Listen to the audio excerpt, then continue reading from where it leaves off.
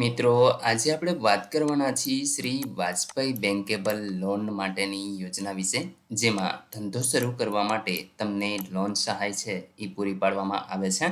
મિત્રો, આમાં લોન છે એ તમને 8 લાખની મળવાપાત્ર છે, જેમાં સામે 1,25,000 રૂપિયા સુધીની સબસિડી તમને મળી શકે છે.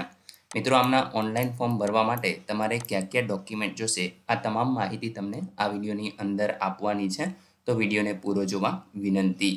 જો તમને વિડીયો ગમે તો લાઈક કરી શકો છો, તમારા મિત્રો સુધી શેર કરજો અને ચેનલને સબસ્ક્રાઇબ કરી લેજો, જેથી આવી કોઈ પણ માહિતી આપ સુધી પહોંચતી રહે. તો ચાલો શરૂ કરીએ. મિત્રો, સૌપ્રથમ આપણે વાત કરીશું કે આ યોજનાની અંદર કોને લાભ મળવા પાત્ર છે. તો કે કુટીર ઉદ્યોગના કારીગરોને રાષ્ટ્રીયકૃત બેંકો, સહકારી બેંકો અને પબ્લિક સેક્ટર બેંકો, ખાનગી બેંકો મારફતે નાણાકીય લોન અથવા તો સહાય છે એ પૂરી પાડવા માટેની આ યોજના સરકાર દ્વારા અમલમાં છે. હવે મિત્રો, આનો હેતુની વાત કરીએ તો આ યોજના હેઠળ ગુજરાત શહેરી અને ગ્રામ્ય વિસ્તારના જે બેરોજગાર વ્યક્તિઓ છે એમને રોજગારી પૂરી પાડવાનો આ આશય રહેલો છે. અપંગ કે અંધ વ્યક્તિ પણ આ યોજનાનો લાભ છે એ મેળવી શકે છે. એટલે કે મિત્રો, અહીં તમને કોઈ પણ વ્યક્તિ હોય અપંગ હોય તો એમને પણ આ યોજનાનો લાભ મળી શકે છે. મિત્રો, આપણે વાત કરીશું કે યોજનાની પાત્રતા શું છે. તો કે વ્યક્તિની ઉંમર છે એ 18થી લઈ અને 65 વર્ષની વચ્ચે હોવી જોઈએ.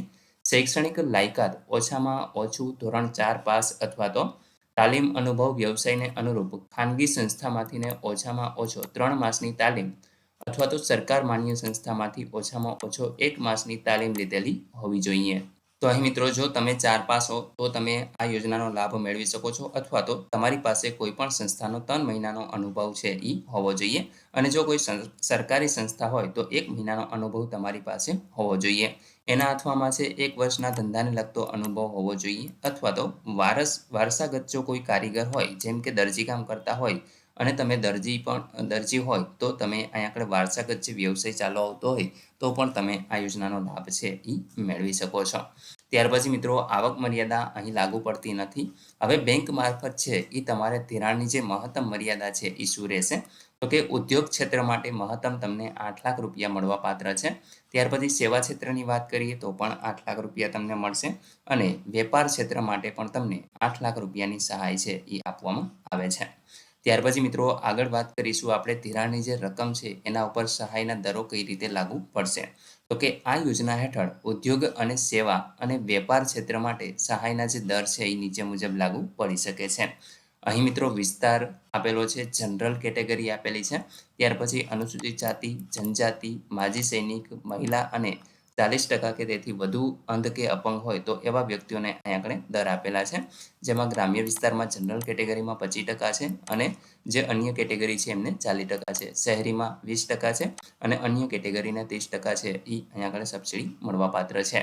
ત્યાર પછી મિત્રો, જે સહાયની મહત્તમ મર્યાદા છે એના વિશે વાત કરી લઈએ. તો અહીં મિત્રો, જે સહાયની રકમની જે મર્યાદા છે એમાં તમે જોઈ શકો છો, ઉદ્યોગ ક્ષેત્રમાં 1,25,000 રૂપિયા જે સહાય તમને મળવાપાત્ર છે. એ જ રીતે સેવા ક્ષેત્રમાં પણ 1 લાખ રૂપિયા મળશે. ત્યાર પછી વેપાર જનરલ કેટેગરીની વાત કરીએ, જેમાં શહેરીમાં 60,000 રૂપિયા છે એ તમને અહીં મળવાપાત્ર છે. એ જ રીતે મિત્રો, ગ્રામ્ય વિસ્તારની વાત કરીએ તો 75,000 રૂપિયા, અને રિઝર્વ કેટેગરીમાં શહેરી અને ગ્રામ્યની અંદર તમને 80,000 રૂપિયા છે એ મળવાપાત્ર રહેશે. અહીં મિત્રો, એક નોંધ આપેલી છે કે અંધ અને અપંગ જે પણ વ્યક્તિઓ એટલે કે લાભાર્થીઓ હોય તેમને મહત્તમ સમય 1,25,000 રૂપિયા છે એ મળવાપાત્ર રહેશે. એટલે કે 1.25 લાખ રૂપિયાની અહીં તમને સબસિડી છે એ મળી શકે છે. બાકી મિત્રો, જો તમારે વધુ માહિતી મેળવવી હોય તો તમે અહીંયા નજીકના કોઈ પણ જિલ્લા ઉદ્યોગ કેન્દ્રનો સંપર્ક કરી શકો છો, અને એક વેબસાઇટ પણ તમે જોઈ શકો છો. તો આ વેબસાઇટની મુલાકાત લેશો તો એમાં તમને યોજના વિશે તમામ માહિતી મળી જશે.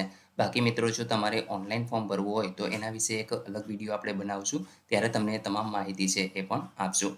આશા રાખું છું કે આ યોજના વિશે તમને તમામ માહિતી મળી ગઈ હશે. તેમ છતાં પણ કોઈ પ્રશ્ન હોય તો કોમેન્ટ દ્વારા પૂછી શકો છો. વિડીયોને લાઇક કરજો, તમારા મિત્રો સુધી શેર કરજો, અને ચેનલને સબસ્ક્રાઇબ કરી લેજો, જેથી આવી કોઈ પણ માહિતી આપ સુધી પહોંચતી રહે. વિડીયો જોવા બદલ આપનો ખૂબ ખૂબ આભાર. મળીએ એક નવા વિડીયો સાથે. ત્યાં સુધી જય હિન્દ.